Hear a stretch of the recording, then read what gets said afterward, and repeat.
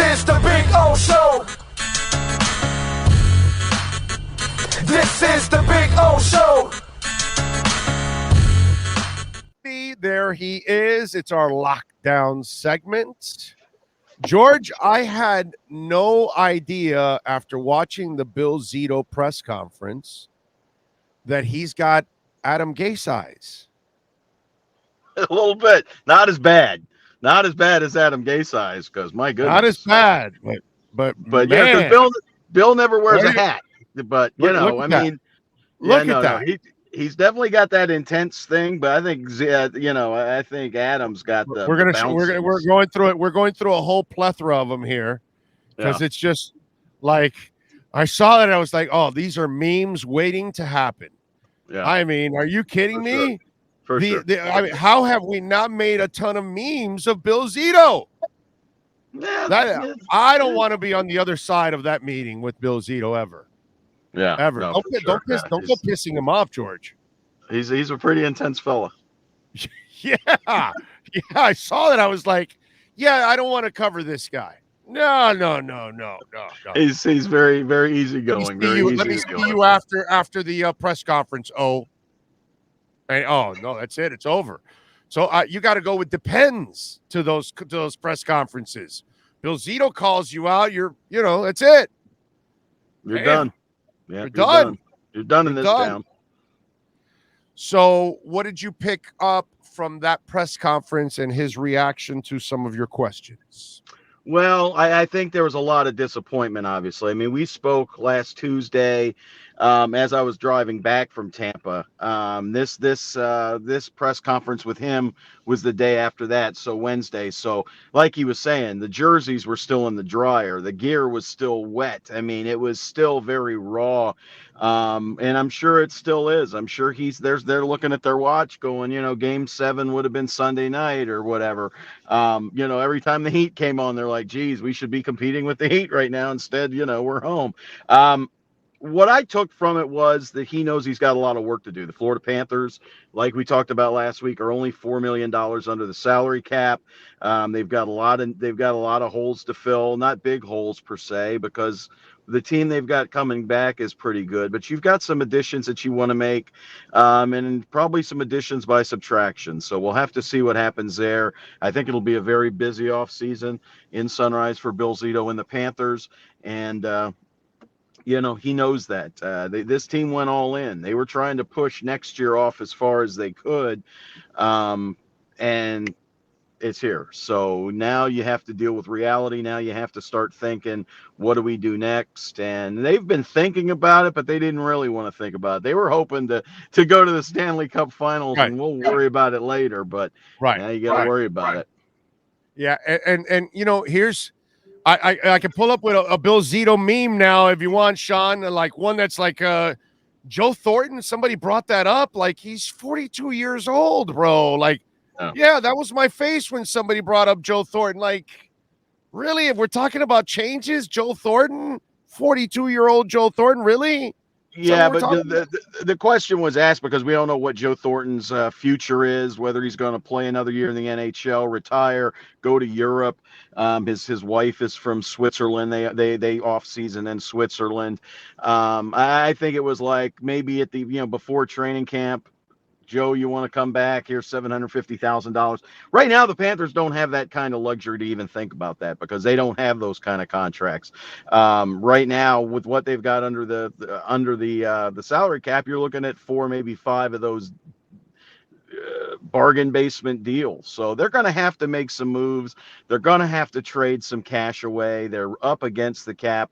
They've got $7 million in dead money. They've got $3 million in raises to Carter Verhaeghe, $4 million in a raise to Sasha Barkov. So now all of a sudden you're looking at $7 million on top of the $6 million. It's, so they've got to figure some stuff out.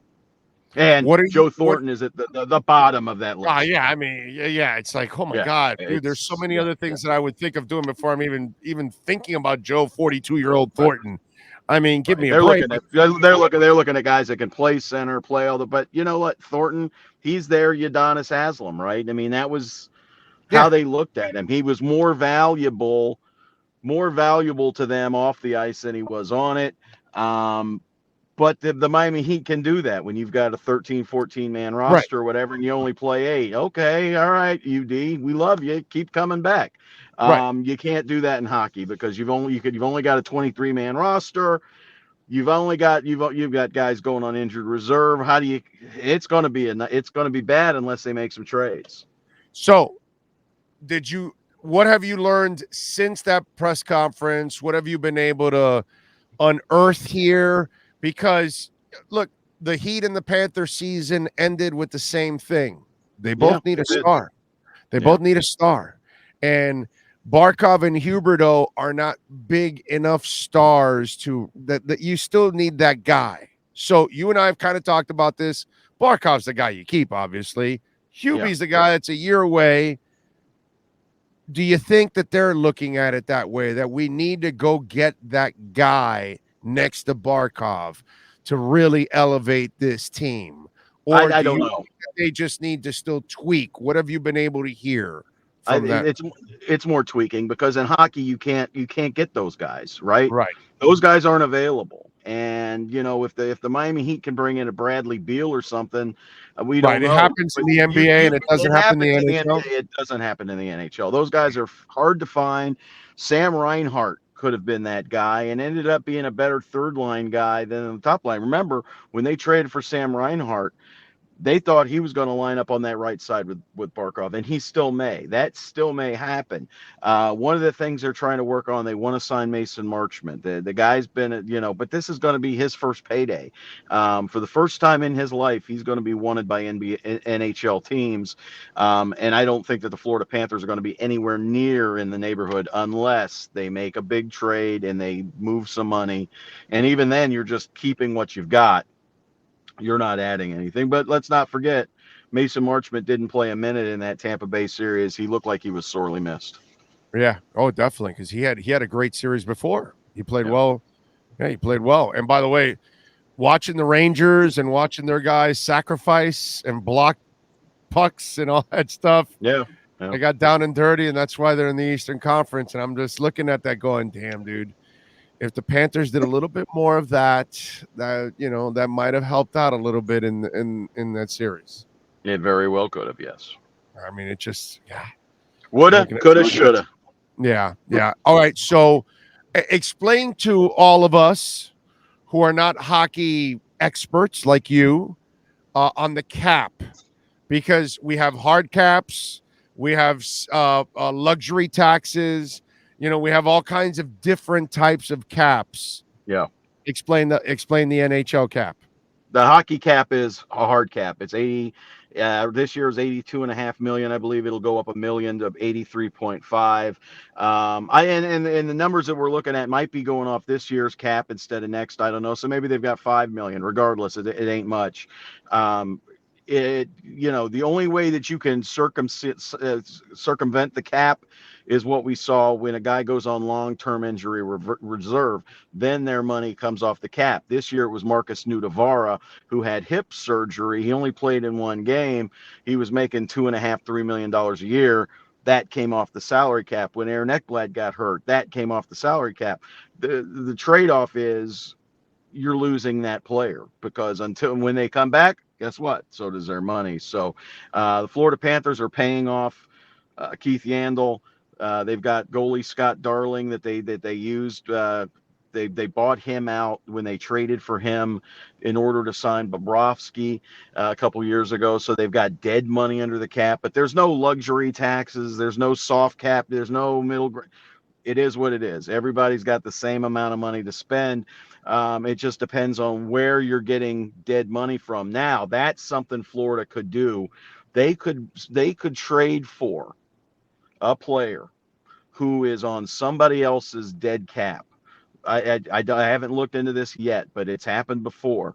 You bring in a guy for the sole reason that they're on long-term injury reserve, and then you can use Oh, that cap money So that could be something that Florida's looking into. But those guys are costly because every team knows those are the guys you usually dump on, Arizona, because Arizona needs to get to the cap floor. They'll keep using that dead money That's as still say salary cap that's space. the NBA. That's the equivalent to the NBA expiring deal that's got 1 year left, and Yes, you're just trading yes, for the cap space. So you right, suck it up for 1 year, and then the right. following year you get the cap space. And Yeah, most of those guys have been hurt for a long time.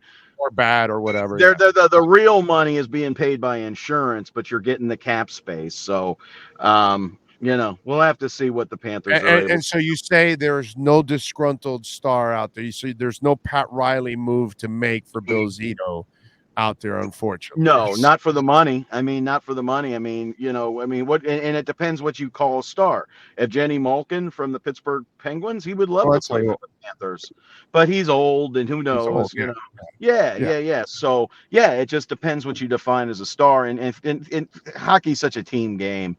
I mean, again, NBA, you're playing 8 guys in an entire of game. In hockey, you're dressing 20 and you're playing 19. Everybody's playing, everybody's on the ice together. It's a different world. So you've got to do a lot of mixing and mashing. Um, so we'll see what's out there. Who knows? I mean, Bill Zito's been able to pull some stuff off before. We never thought he was going to be able to unload Mike Matheson. We never thought that Florida was going to get rid of that contract, and he did. And he ended up bringing in a pretty good player in Patrick Hornquist. Now is the last year of Patrick Hornquist contract, $5.3 million. That's one you probably look to move because what's he giving you? 10 goals a year. We love his attitude. Everybody loves Hornquist. No Horny. doubt about it. But for $5.3 million on a team with no salary cap space, it's definitely a luxury. All right, so we'll close it with this and make sure you subscribe to Florida Hockey Now. You slackers out there, come on, support George and keep up with the Panthers. He writes about 87 stories a day, anyways. So, give me the one young guy that if there's a guy that right now he's pretty decent or he's good or he hasn't really shown you anything, but the potential is there to be a star. Do the Panthers have that young guy in the mix right now? And if they do, in your eyes, who could it be? We haven't seen it from him yet, but he's got the skill to be a very good player, a player you'll love to watch, and that's Grigory Denisenko, Florida Panther first-round pick a couple years ago. I was in Columbus, so 2018. He spent this entire year in Charlotte, got some good playing time playing in the AHL. I believe Denisenko will be with the Panthers this year unless they trade him. That was the other thing. The Panthers went all in at the deadline, but they kept all their prospects. So they kept all their, except for Owen Tippett, they kept all their young guys. I think Denisenko has the skill level to be an exceptional NHL player. We'll see if it translates. You've got Logan Hutsko, a kid from Boston College that seems to be a gamer. He might be one of those guys. He might be your Mason Marchment, the guy that nobody knows about that comes up and really, really shows off for you. So the Panthers have some young players. Saron Noel, 6'7" kid. I mean, it hits you like a hammer.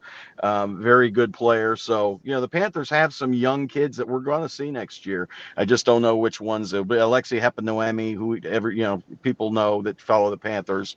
So, but I think but for your definition, who could explode out of nowhere? Denisenko. All right, I like that. And I like for all of you to subscribe like I do to Florida Hockey Now. Catch George Richards once a week here with our lockdown segment, A. Lenny Locksmith. You get locked out of your home, locked out of your car, anywhere in South Florida, Dade, Broward, or Palm Beach counties, you call A. Lenny Locksmith. Our friends in Orlando and in Tampa, we also take care of you there at alennylocksmith.com, even in Phoenix, Arizona. And we have a few more locations coming. I was talking to Lenny. They are expanding in other areas in the country. So A. Lenny Locksmith is growing. Go to alennylocksmith.com. They even program your car keys. So not only do if you need a new car key or new home key, but some of these car keys need to be programmed, they can do that too for you. A. Lenny Locksmith, 24-hour locksmith. George, as always, thank you, my brother. Appreciate you and the insight. Thank you, my man. We will catch up next week, my friend. All right, Orlando. Thanks, bud. We'll see you. Yes, sir. There you go. The great George Richards.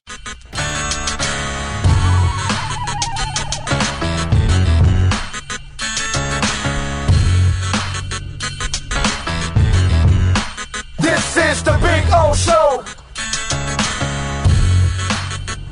This is the Big O Show.